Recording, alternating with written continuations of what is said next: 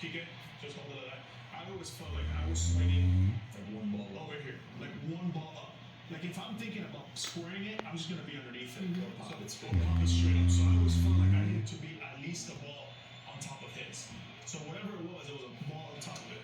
I think it's going to be very important for Diamondbacks in this game to get a runner on second base. And if the runner on second base is not a time run, I'm willing to bet this baseball that he's going to like balk on purpose to get the runner on third base because he really struggles with hiding his grips with runners on second base. Well, you have some experience with that when Kenley was on the mound too. Kenley almost purposely balked because he was afraid. He didn't want the guy on second to tell the guy at the plate that Right. he was going to throw the ball. That's how it was.